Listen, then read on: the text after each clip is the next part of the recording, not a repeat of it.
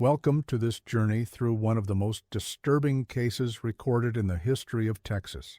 Before we begin, I invite you to leave in the comments where you're watching from and the exact time at which you're listening to this narration. We're interested to know to what places and at what times of day or night these documented accounts reach. In the spring of 1867, as the last echoes of the Civil War still resonated across the ravaged landscape of Texas, a series of disappearances began to plague the small settlement of Crow's Bend. Located approximately 40 miles northwest of Austin, in what was then barely organized Williamson County, this frontier outpost consisted of little more than a general store, a small church, and the notorious Black Feather Saloon. The town sat nestled against the eastern edge of the Edwards Plateau, isolated by limestone ridges and the meandering path of the San Gabriel River. What drew investigators' attention years later wasn't merely the fact that 7 people had vanished without explanation over the course of 4 months.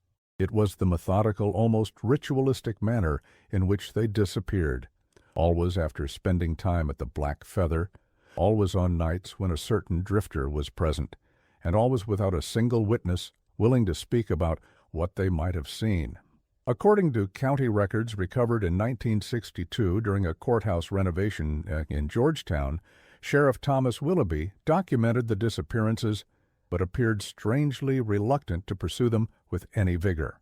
His notes, preserved on yellowed paper and written in a meticulous hand, simply stated, "Another drifter gone missing. These frontier types come and go. No evidence of foul play."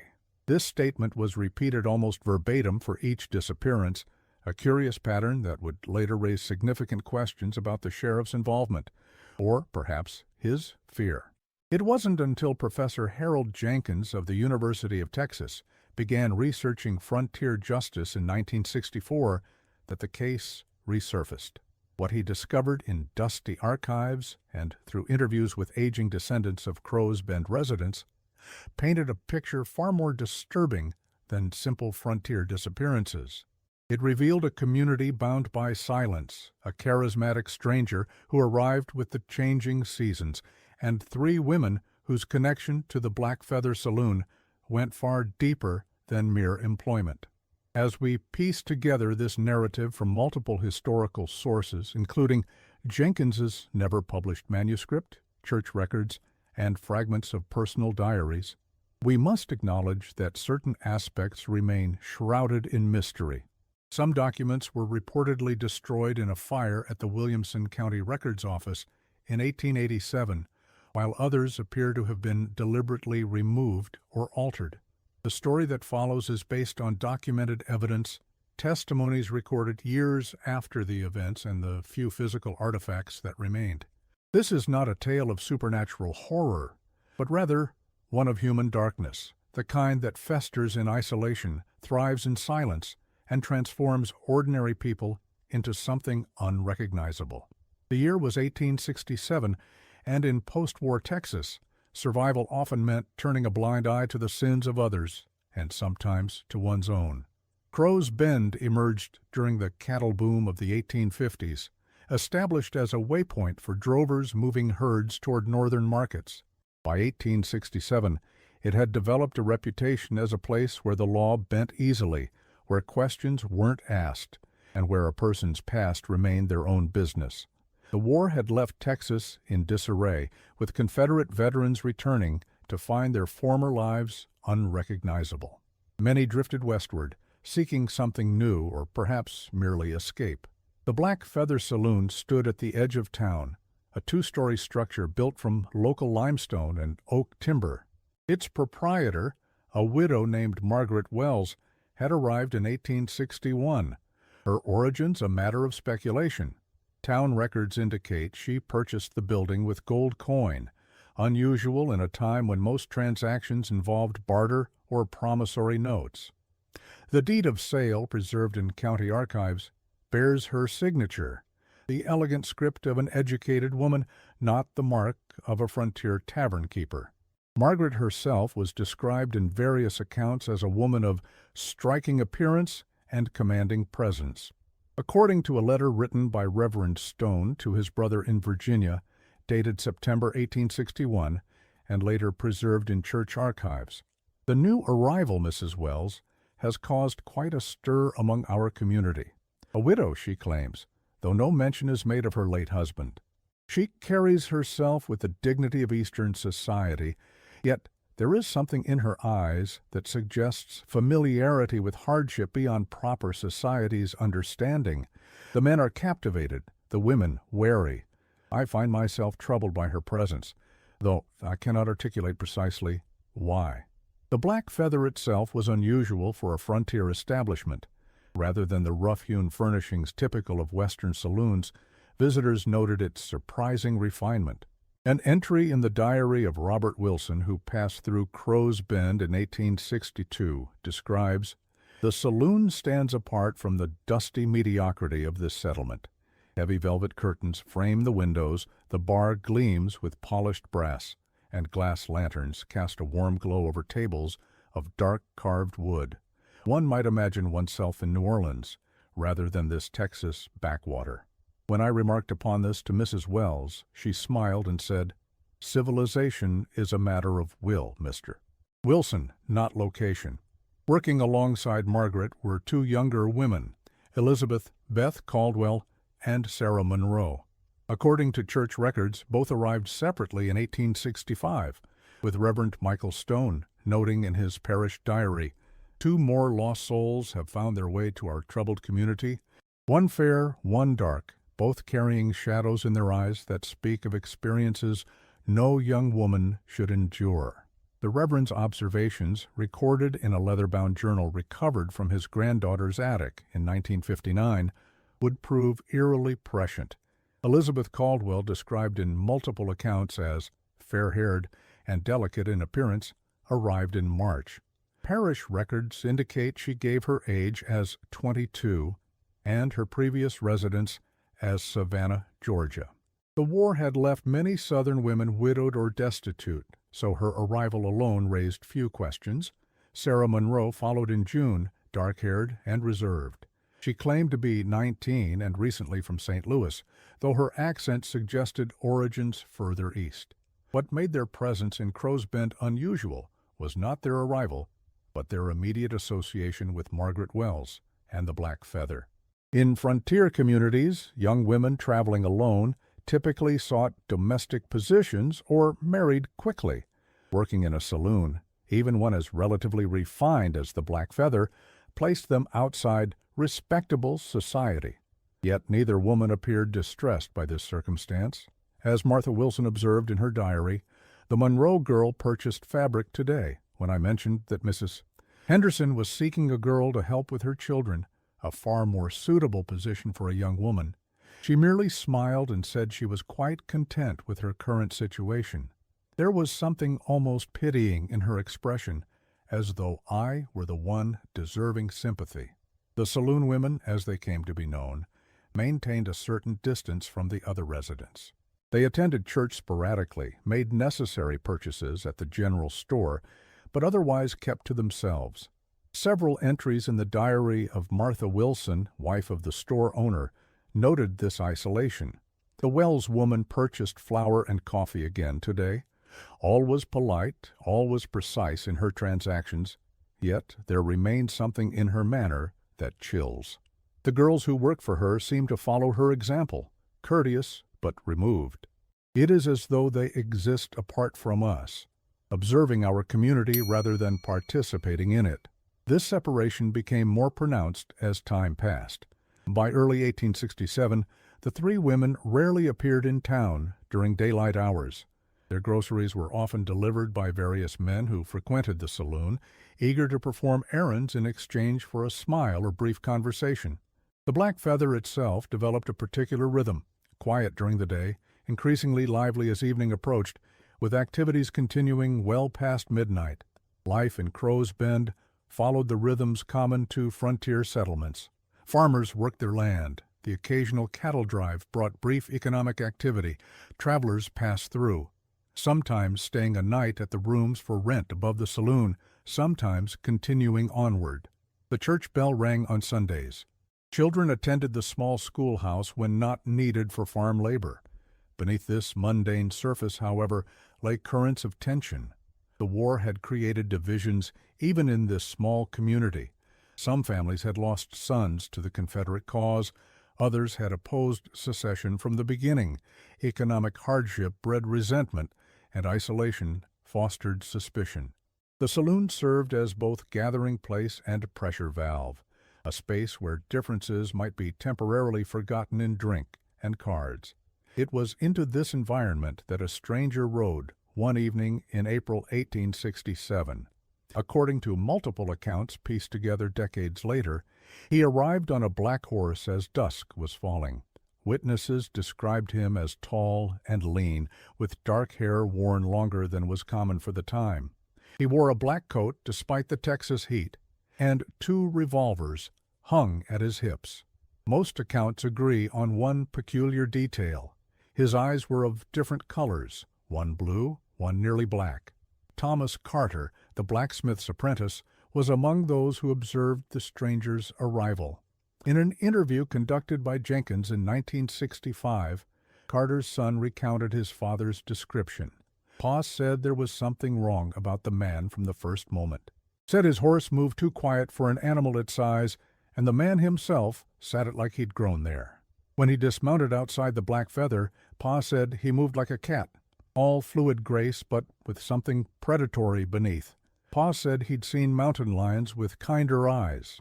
In the general store ledger, preserved by the Wilson family and donated to the Texas Historical Society in 1940, there's an entry dated April 18, 1867. Stranger purchased ammunition, tobacco, salt pork. Paid with Union Army script. Said his name was John Clayton. Something odd about his manner. This appears to be the first documented mention of the man who would feature prominently in the events to come. Clayton took a room at the Black Feather. According to what limited witness testimony exists, he spent his days observing the town, speaking little but watching much. In the evenings he would sit at a corner table in the saloon, drinking whiskey that he insisted on pouring himself from a bottle he kept within reach. Several accounts mention that he never appeared drunk, regardless of how much he consumed. James Moore, a cattle drover who passed through Crow's Bend regularly, told Jenkins in a 1965 interview, "I saw that fellow Clayton on 3 different occasions when I came through with herds. Never saw him touch the house whiskey. Always drank from his own bottle. Once I saw a drummer, traveling salesman type, try to join him at his table. Clayton didn't say a word, just fixed those mismatched eyes on him, and the drummer backed away like he'd been threatened. Never saw a man say so much without opening his mouth." What's particularly notable is the immediate connection that seemed to form between Clayton and the 3 women who ran the establishment. Elizabeth Jenkins, great-granddaughter of a Crow's Bend resident, recounted in a 1964 interview with Professor Harold Jenkins, no relation, "My great-grandfather told me that when that man walked into the saloon, something changed in those women. He said it was like watching wolves recognize one of their own kind. They didn't speak much, but they didn't need to. It was in how they moved around each other, how they watched each other, like they shared some secret language." This observation was echoed in other accounts. Reverend Stone's journal entry from April 22, 1867 notes, "Mrs. Wells and her associates have found a companion in the stranger Clayton. I observed them after services today, standing apart from the congregation. They did not speak, yet communicated nonetheless.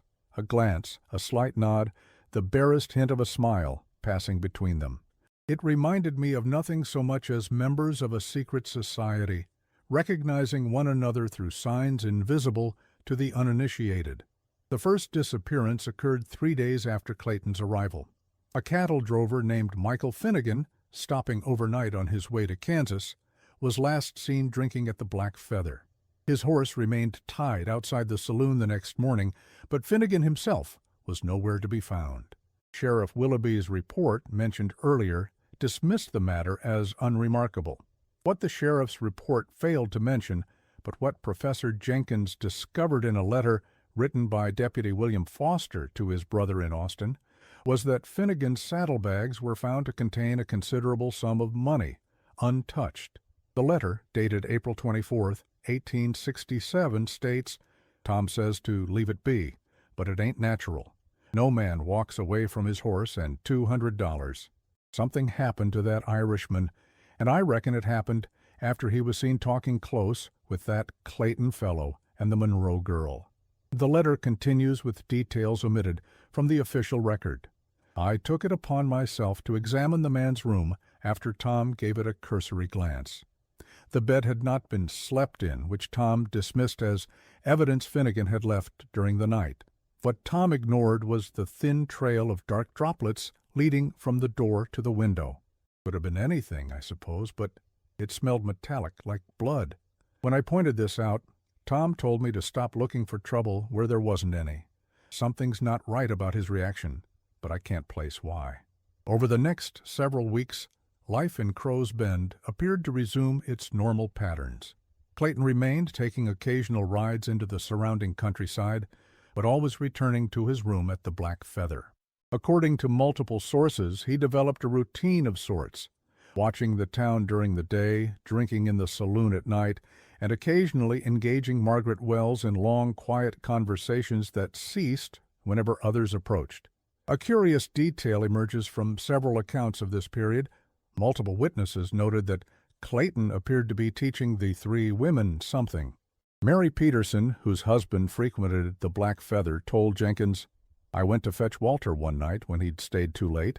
While I waited for him to finish his game, I saw Clayton and the Wells woman sitting at that corner table. He was showing her something in a small book, tracing lines on the page with his finger, and she was watching with such intensity it made me shiver. When they noticed me looking, he closed the book so quick I couldn't catch a glimpse of what was inside." Similarly, Thomas Carter reported seeing Clayton and Beth Caldwell behind the saloon one evening, where Clayton appeared to be demonstrating a technique of some kind. He had a knife, Carter told his son years later, and was showing her how to cut something in a particular way. I couldn't see what it was they were cutting, something small he held in his hand, but I remember thinking it was an odd thing to be teaching a woman like her. The second disappearance came in early May. A land surveyor named James Harper, contracted to map properties in the county, spent an evening at the saloon.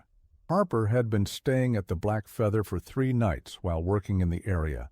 On the third night, according to witnesses later interviewed by Jenkins, Harper was seen in animated conversation with Beth Caldwell, one of the saloon women.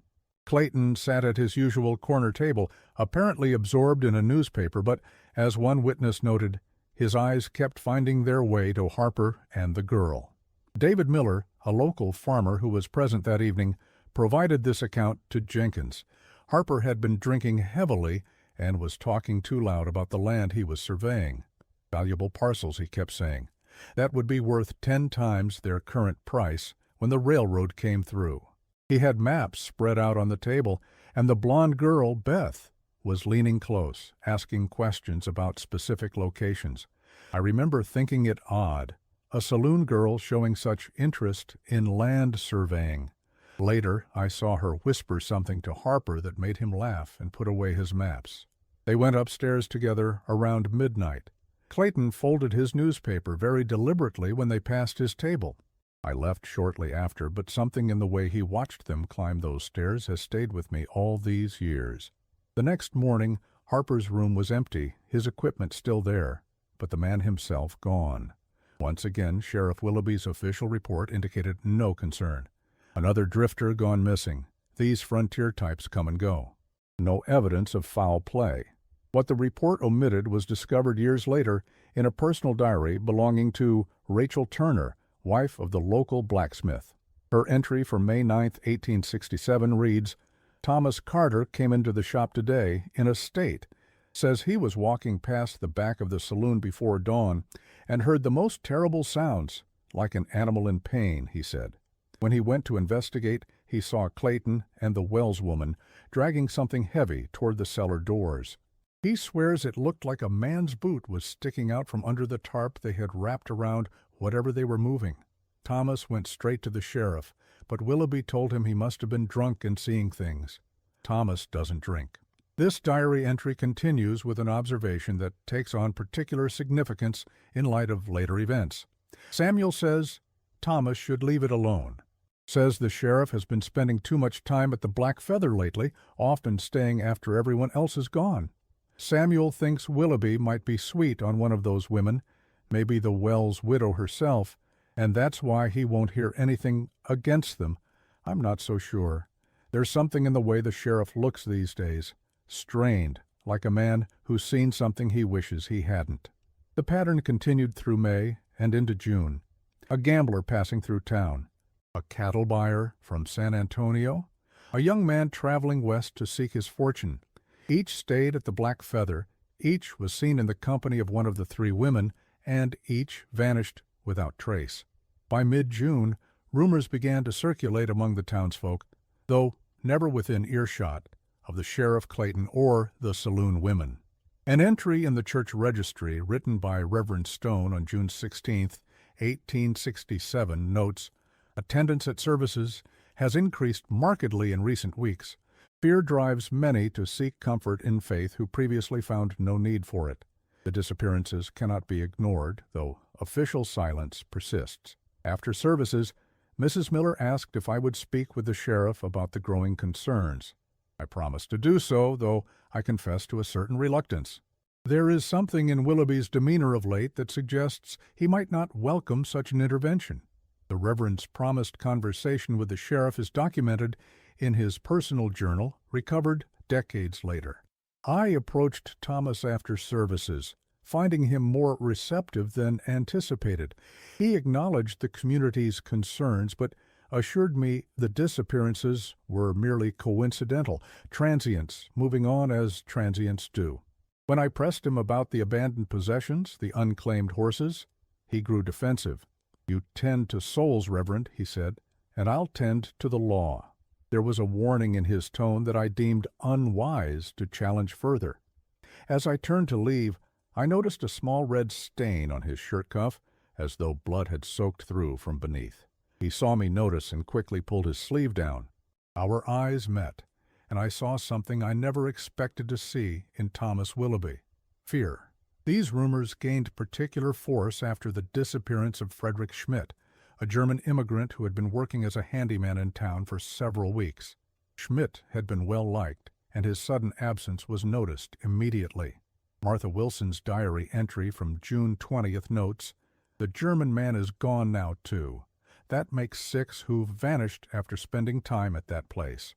Sarah Monroe had taken a particular interest in him, always finding reasons to have him make repairs at the saloon. My husband says people are beginning to talk, though not openly. There's fear in town now. Schmidt's disappearance differed from the others in one significant aspect. He had been establishing roots in the community. He had rented a small room from the Millers, attended church regularly, and had been discussing purchasing land to establish a carpentry shop. His abrupt vanishing left personal possessions behind, including letters from family in Germany and savings he had accumulated from his work. As Jenkins later noted in his research, Schmidt represented a transition in the pattern, from transient victims whose disappearances could be easily dismissed to a man with connections to the community. This escalation suggests either growing boldness or growing necessity on the part of the perpetrators. It was after Schmidt's disappearance that Deputy Foster apparently decided to investigate on his own. No official record of his actions exists in county archives, but Jenkins discovered a letter Foster wrote to his fiancée in Austin, never sent but found among his personal effects after his death in 1870. The letter, dated June 22, 1867, provides the first detailed account of what might have been happening at the Black Feather. "I followed my suspicions last night, Mary. Told Tom I was riding to Round Rock on business, but instead circled back after dark and watched the saloon from the shadows behind Wilson's store. Around midnight, most patrons had gone, but light still showed from the back rooms. I crept closer, thinking to peer through a window, when I heard a sound that froze my blood, a man's scream, suddenly cut short. I drew my pistol and moved to the back door, but before I could reach it, it opened. Clayton stepped out, and Mary, I swear on my mother's grave, his face and shirt were covered in something dark that could only have been blood. He was followed by the Wells woman, carrying a basin of water, which she threw onto the ground. The water was red in the moonlight. I should have confronted them then, but something in their manner, so calm, so practiced, gave me pause. I need more evidence before I act. I'll return tomorrow night with better preparation. If you don't hear from me by month's end, tell your father what I've written here. The letter continues with a passage that Jenkins found particularly disturbing.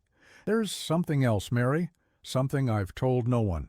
3 nights ago I found a small leather-bound book in Tom's desk.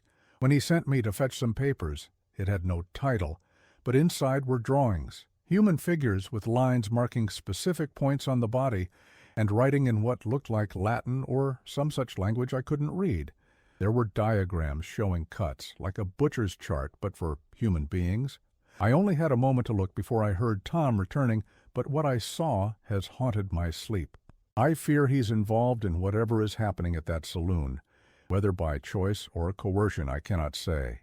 Whether Foster returned the following night remains unknown. What is documented is that on June 24th he left town on what Sheriff Willoughby described as personal business.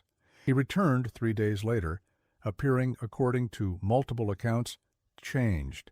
Martha Wilson wrote that the deputy walks like a man in a dream. When questioned about his absence, he merely stares as though trying to recall something just beyond memory's reach. Reverend Stone's journal provides additional detail. William Foster attended services today, the first time since his return from his unexplained absence. The change in him is profound and disturbing. He sits rigid in the pew, his eyes fixed forward, yet seeing nothing. When I spoke with him after the service, he responded with words that made grammatical sense, yet seemed disconnected from any genuine thought or feeling. Most troubling was his reaction when Mrs. Schmidt asked if there was news of her husband. A momentary expression crossed his face, not confusion or sympathy, but something like hunger. It passed quickly, replaced by that same vacant stare, but I saw it clearly, and it chilled me to my core. During this period, a subtle change was also noted in the demeanor of the saloon women. Martha Wilson's diary entry from June 30th observes, "Sarah Monroe came into the store today. There's always been something cold about her, but now there's something else, a vitality, almost a glow. She moved differently, spoke more confidently. When she reached across the counter to pay for her purchases, I noticed her nails, perfectly manicured, with what looked like a dark red lacquer. Such vanities are rare here, and I wondered where on the frontier she had acquired such a thing. Only later did I consider that it might not have been lacquer at all." Similar observations were made about Elizabeth Caldwell and Margaret Wells. They were described as looking remarkably well, despite the summer heat that had most residents appearing drawn and exhausted. Clayton, too, was noted to have a vigor about him that belied his lean frame. As one witness later told Jenkins, the 7th and final disappearance came on July 4th. As the town gathered for Independence Day celebrations, a cattle buyer named Edward Morgan arrived in Crow's Bend. Morgan was a well-known figure in the region, representing Eastern investors purchasing Texas livestock. According to witness statements collected by Jenkins, Morgan took a room at the Black Feather and spent the evening in the saloon, where he was seen in conversation with both Margaret Wells and John Clayton. Robert Jenkins, no relation to the professor, who was present that evening, provided this account in a 1964 interview. Morgan was showing off, like he always did, had a leather wallet full of banknotes, Eastern money, not Confederate scrip or promissory notes. He was buying drinks for everyone, talking about the deals he was making. I remember he said something about heading to Austin the next day to meet with his partners. Clayton was watching him from that corner table, not speaking, just watching. Later, I saw Mrs. Wells join Morgan's table. She wasn't usually one to sit with customers, but she made an exception for him. They talked for a long time, heads close together. Clayton watched them the whole time, like a man might watch a fish he's baited but not yet caught. By morning, Morgan was gone. Unlike the previous disappearances, this one could not be easily dismissed. Morgan had business connections in Austin, and when he failed to appear for scheduled meetings, inquiries were made. Sheriff Willoughby's report, for the first time, indicated some level of investigation. Edward Morgan reported missing. Questioned saloon proprietor Margaret Wells, who states Morgan left before dawn heading south. Deputy Foster conducting search of surrounding area. This search apparently yielded nothing, but it brought unwanted attention to Crow's Bend. A representative from Morgan's company arrived from Austin, asking questions and expressing dissatisfaction with the sheriff's efforts. This pressure may explain what happened next. On July 12, 1867, according to county records, Sheriff Willoughby, accompanied by 3 armed men from town, went to the Black Feather Saloon with the stated intention of conducting a thorough search of the premises. What they found, or claimed to find, was documented in Willoughby's subsequent report. Upon searching the cellar of the establishment, we discovered evidence of recent digging. Further investigation revealed a false wall, behind which we found personal effects belonging to several missing persons, including papers identifying Edward Morgan and Frederick Schmidt. John Clayton was not present during the search, having reportedly left town 2 days prior. Margaret Wells, Elizabeth Caldwell, and Sarah Monroe were taken into custody on suspicion of robbery and possible murder. This official account, however, conflicts with a letter written by George Wilson, the storekeeper, to his brother in Houston. Dated July 15, 1867, the letter states, "The official story isn't even half the truth, James.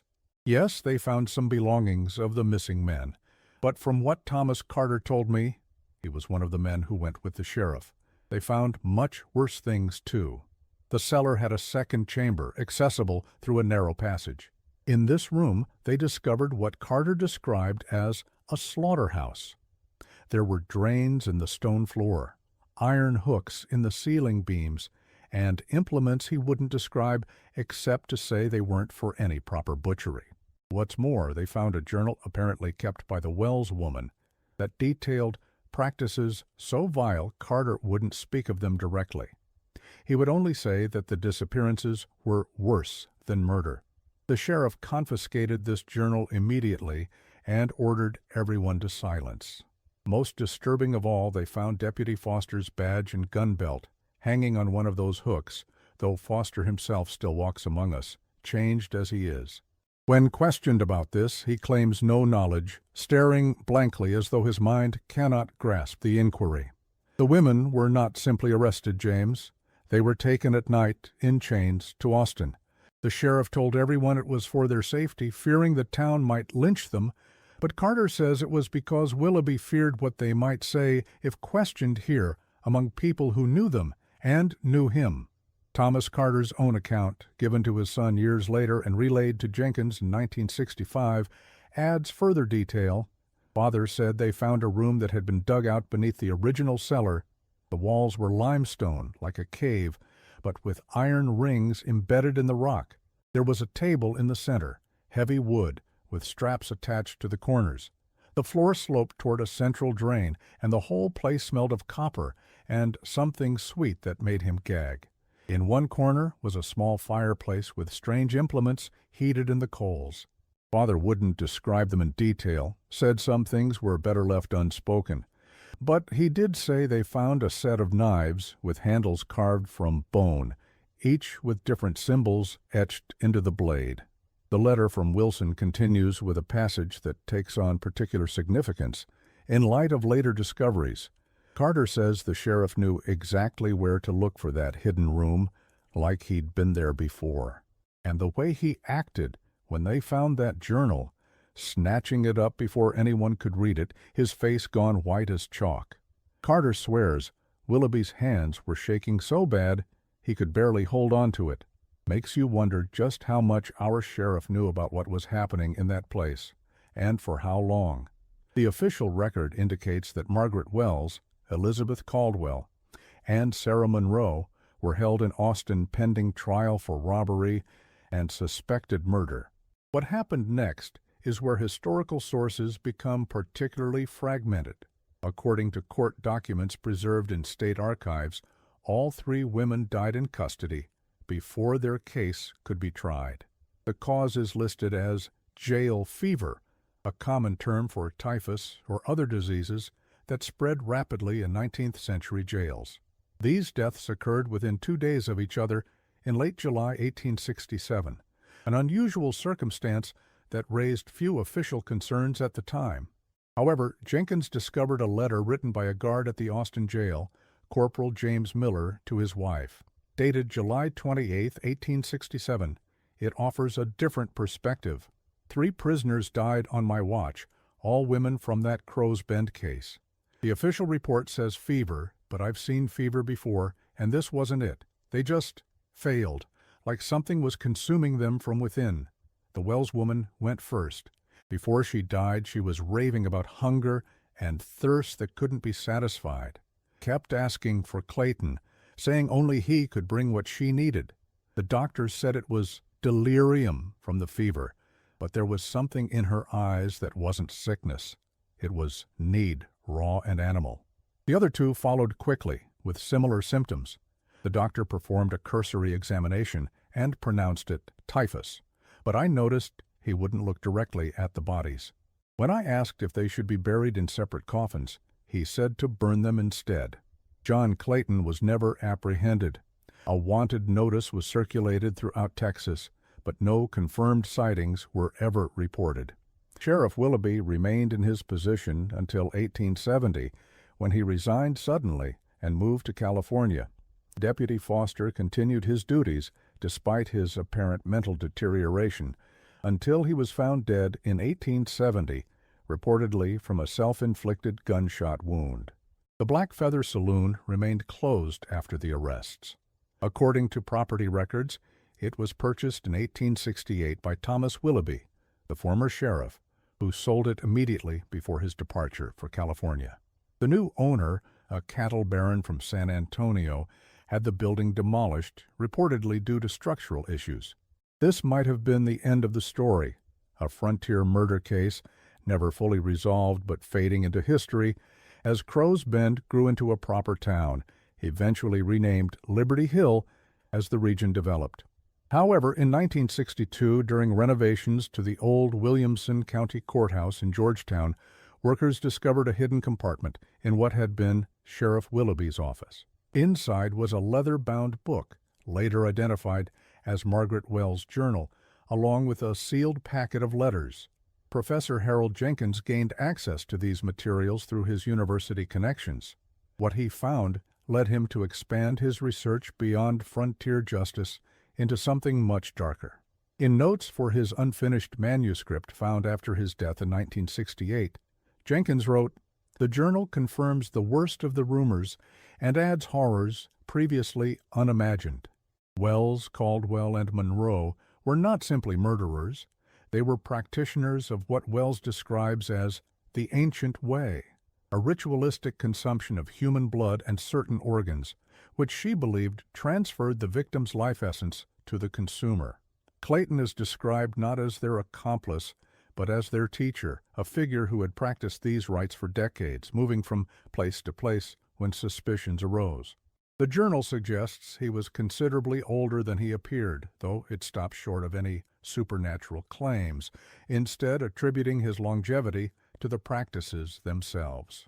Most disturbing are the passages describing the conversion of Deputy Foster. Wells writes in clinical detail about how, over 3 nights, they fed him blood, mixed with other substances, performing rituals that broke his will and remade him as their servant, conscious enough to perform his duties, but with his true self suppressed, allowing them to continue their activities despite growing suspicions. The final entries suggest that Clayton's departure was planned, not an escape, but a strategic withdrawal. Wells writes, "He goes ahead to prepare the new place. We will follow when the time is right, bringing what we need from here." The hunger grows stronger with each feeding, as he promised it would. Soon we will need more than this small place can provide unnoticed. The implications are clear. Crow's Bend was neither their first nor intended to be their last hunting ground. The journal itself, which Jenkins transcribed portions of before his disappearance, contains passages that shed light on the origins of the group's practices. In an entry dated January 1862, Wells wrote, "Clayton found me in New Orleans, near death from consumption. The doctors had given me weeks to live. He said he recognized in me a kindred spirit, someone who would understand the bargain he offered. I thought him mad when he spoke of ancient knowledge, of taking life to extend life, of feeding on essence rather than mere flesh. When he cut his wrist and offered it to me, I drank only because I had nothing to lose. The change began that night, the burning in my veins, the hunger that was both pain and pleasure. By morning my lungs were clear for the first time in months. Within a week I looked a decade younger. The price seems small in comparison." Another entry from September 1865 describes the recruitment of Caldwell and Monroe. "Elizabeth came to us broken by the war, her family gone, her future bleak. The promise of renewed vitality, of power over her own destiny, was all the persuasion needed. Sarah required more convincing. Her religious upbringing made her resistant initially, but watching Elizabeth's transformation over a matter of weeks, from a sickly, desperate girl to a woman of confidence and growing beauty, overcame her scruples. Their first feeding was tonight. Clayton selected an ideal subject, a drunken cowhand with no family or connections. He showed them where to cut, how to drain, just enough to sustain without killing. The girls were hesitant at first, but once they tasted, instinct took over. Clayton says this is not learned behavior but remembered, something in our blood that has always known how to feed this way. I watched their eyes as they drank. I recognized the awakening I felt myself 3 years ago, the realization that we have been starving all our lives without knowing it. The journal chronicles the group's activities over the following years, becoming increasingly detailed and disturbing as Wells embraced their practices. Entries from early 1867 reveal a growing concern. Clayton says we must be more careful. The amount we now require cannot be taken without the subject's death. He has taught us preservation techniques so that we may store essence for lean times, but nothing satisfies like freshness. We have discussed moving on. This place has served its purpose, but Clayton believes we can extend our stay with proper precautions. He has identified the sheriff as a potential ally, someone who could be persuaded or controlled. An entry dated March 15, 1867, details Willoughby's introduction to their practices. "Sheriff Willoughby joined us for dinner tonight, a private affair in my quarters. He has long harbored an attraction to me, which I have neither encouraged nor discouraged, merely acknowledged as potentially useful. Clayton prepared a special drink for him, essence mixed with whiskey, just enough to create dependency without knowledge. We will increase the potency gradually until he cannot function without what only we can provide. Clayton calls it cultivating a guardian, someone who will protect our activities out of need rather than choice." The journal also describes the group's rituals in clinical detail, including the specific organs targeted for consumption and the believed effects of each. Wells wrote of monitoring her own physical changes with scientific precision, noting improvements in vision, strength, and sensory perception following certain feedings. She documented experiments in preparation techniques, preservation methods, and even attempts to distill essences into concentrated forms. Most chilling are her observations on their victims' final moments. Clayton says awareness is essential, that the essence is strongest when the subject knows what is happening. Fear, he says, is a catalyst that transforms the ordinary into the potent. I have observed this myself. Those who understand their fate in those final moments produce an essence that burns like fire going down, that spreads through the body like lightning. Those taken in sleep or stupor provide sustenance but little vitality. It is the difference between mere survival and true flourishing. Jenkins's research led him to track similar patterns of disappearances across the West, from roughly 1840 to 1890. clusters of missing persons, usually in frontier settlements, often coinciding with the presence of a saloon or hotel operated by a woman or women, with a male figure somewhere in the background. He found cases in Missouri, Colorado, Wyoming, and New Mexico that shared striking similarities with the events in Crow's Bend. In his notes, Jenkins wrote, "The pattern becomes clear when one knows what to look for. A charismatic man arrives in a remote community. Shortly thereafter, one or more women establish a business catering to transients. Disappearances begin, initially dismissed as the natural coming and going of frontier life.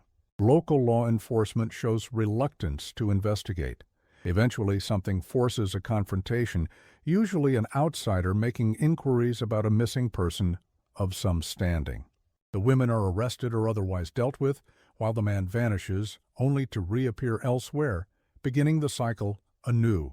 Through painstaking research, Jenkins believed he had traced Clayton's movements across 3 decades, though he acknowledged the difficulty of establishing a definitive timeline given the fragmented historical record and the suspect's apparent talent for changing his identity.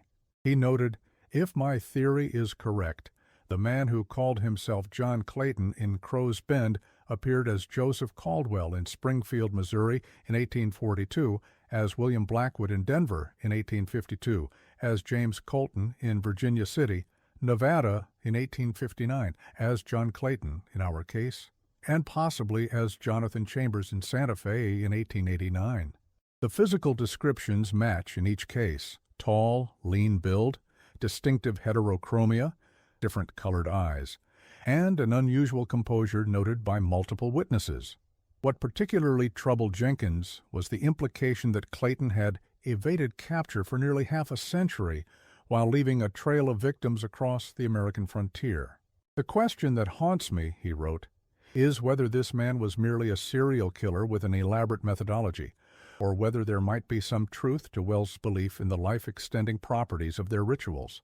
The rational mind rejects such possibilities, yet the historical record presents a troubling consistency in the descriptions of this man across decades, with little sign of aging noted." In 1967, Jenkins traveled to Santa Fe to investigate one such case from 1889. According to his research notes, he believed he had identified a possible location where Clayton and possibly new female accomplices had operated. 2 weeks into his visit, Jenkins checked out of his hotel, leaving word he was investigating a site in the mountains north of the city. He never returned. New Mexico authorities conducted a search but found no trace of the professor. His rental car was discovered at the trailhead leading to an abandoned mining settlement, but despite an extensive search of the area, Jenkins himself was never located. His disappearance was eventually attributed to a hiking accident, with the assumption that he had fallen into one of the many abandoned mine shafts that dotted the region. Jenkins' research assistant, Michael Reynolds, provided additional context in an interview with the Austin American-Statesman in 1969. Professor Jenkins had become increasingly paranoid in the weeks before his trip to Santa Fe. He believed he was being watched, though he couldn't identify by whom. He told me he had received anonymous letters warning him to abandon his research, letters he didn't keep, but described as written in a flowing, antiquated hand. I dismissed these concerns as the natural stress of intensive research, but in retrospect, I wonder if he might have been correct. Reynolds also described Jenkins's final communication, a phone call from Santa Fe the night before his disappearance. He was excited, almost feverish, said he'd found something that confirmed his wildest theories. He mentioned a cave system near an abandoned silver mine with markings on the walls that matched descriptions in the Wells Journal. He planned to explore it the next day and promised to call afterward with details. That was the last anyone heard from him. In a final disturbing note, Jenkins's research assistant claimed that among the professor's effects shipped back from Santa Fe was a handwritten note that hadn't been there when Jenkins departed. It reportedly read simply, "Some hungers never die." The assistant stated that the handwriting matched samples of Margaret Wells' writing from her journal, despite Wells having supposedly died a century earlier. This note was not cataloged among Jenkins' official papers, and its current whereabouts, if it ever existed, remain unknown. The case of the Black Feather Saloon and its occupants has never been officially resolved. The 7 men who disappeared in Crow's Bend in 1867 were never found. No graves were discovered, no remains identified. The specific nature of what occurred in that limestone building on the edge of a frontier settlement remains speculative, pieced together from fragmented historical records and personal accounts written years after the events. What we know with certainty is that something occurred in that Texas town in the aftermath of the Civil War, something that left 7 men missing, 3 women dead in custody, a lawman altered beyond recognition, and a community bound in silence for generations. In the decades following these events, Crow's Bend, later Liberty Hill, developed into a prosperous agricultural community. The Black Feather Saloon faded from local memory, becoming little more than a footnote in county histories. Few residents were eager to discuss the events of 1867, and as the original witnesses died, first-hand accounts were lost. There were, however, persistent rumors that circulated among the older residents. Stories of sounds heard at night near the former saloon site, sounds described variously as moaning, scraping, or rhythmic tapping from beneath the ground. Children were warned to avoid the area after dark, though few were told exactly why. Such tales are common in rural communities and might be dismissed as mere folklore were it not for certain documented incidents. In 1925, during construction of a new grain silo near the former saloon site, workers uncovered human remains, a partial skeleton, apparently male based on the size and proportion of the bones. According to newspaper accounts from the time, the county coroner estimated the remains to be at least several decades old, though no definitive identification was ever made. The discovery briefly revived interest in the Black Feather case, but with no surviving witnesses and limited forensic capabilities, the investigation yielded no conclusions. More significant was the discovery made in 1972 during construction of a shopping center in what is now Liberty Hill. Workers excavating the foundation discovered a sealed chamber approximately 8 feet beneath the former location of the Black Feather Saloon. According to the construction foreman's report, the chamber contained only a single wooden chair bolted to the floor with leather restraints attached to the arms and legs and a drainage system leading to what had once been a well. The chamber was photographed, documented, and then sealed beneath concrete at the request of local officials. The photographs and documentation were placed in county archives, where they remained until being digitized in 2001. When researchers attempted to access these files in 2015, they were informed that the relevant materials had been misplaced during the digitization process. This pattern of discovered and subsequently lost evidence has characterized much of the historical record surrounding the Black Feather case. Professor Jenkins's research notes, while extensive, contain significant gaps, particularly regarding his final investigations in Santa Fe. The Wells Journal, which Jenkins had access to before his disappearance, was returned to county archives, but was reported missing during a routine inventory in 1972. Sheriff Willoughby's personal papers, which might have shed light on his involvement, were allegedly destroyed in a house fire in California shortly before his death in 1879. What remains are fragments, partial accounts, second-hand testimonies, and documents of questionable provenance. From these, we can reconstruct a narrative of events, but the true nature of what occurred at the Black Feather Saloon remains elusive. In the absence of definitive evidence, various theories have emerged over the years. The most conventional suggests that Wells, Caldwell, and Monroe were simply murderers who targeted travelers for their valuables, with Clayton as either their leader or accomplice. This theory, however, fails to account for several aspects of the case: the lack of financial motive As most victims' valuables were left untouched, the ritualistic elements described in multiple accounts, and the apparent transformation of Deputy Foster. A more elaborate theory proposed by criminologist Dr. Ellen Richards in a 1985 paper suggests that the group might have been practicing an extreme form of pseudo-medical vampirism. Richards points to historical precedents, particularly in Eastern European folk practices, and certain 19th century medical theories regarding blood transfusions, as possible influences. In this interpretation, Clayton and his associates genuinely believed in the rejuvenative properties of consuming human blood and organs, a belief reinforced by the placebo effect and possibly by the nutritional benefits of a protein-rich diet in an era of general malnutrition. Perhaps the most unsettling aspect of the case is the suggestion, implicit in Jenkins' later research, that Clayton's activities continued long after the events in Crow's Bend. If Jenkins' timeline is accurate, the man who called himself John Clayton operated across multiple states for nearly 50 years without capture. This implies a level of calculation and self-preservation that goes beyond typical criminal behavior of the era. To this day, hikers and travelers in remote parts of the American West occasionally report encounters with a tall, lean man in black, often accompanied by one or more women. These encounters typically occur near small, isolated communities, and those who experience them often describe an inexplicable sense of hunger that persists for days afterward. Such reports might be dismissed as modern folklore, influenced by knowledge of historical cases like the Black Feather, were it not for certain consistencies that transcend typical urban legend patterns. The description of the man remains remarkably stable across widely separated geographic regions.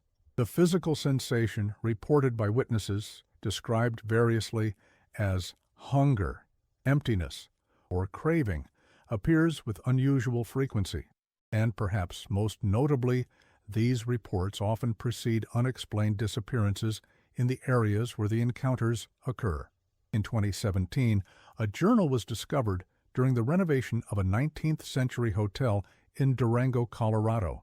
The journal, apparently belonging to a woman named Eleanor Pierce, who operated the hotel from 1893 to 1897, contains passages strikingly similar to those attributed to Margaret Wells. It describes encounters with a gentleman traveler who taught the writer methods of renewal involving the consumption of human essence. The journal was submitted to forensic analysis, which confirmed its age as consistent with the late 19th century, though the authenticity of its content cannot be verified. Similarly, in 2010, a series of photographs was discovered in an attic in Santa Fe, dating from approximately 1890. One image shows the interior of a saloon, with a tall man standing in the background.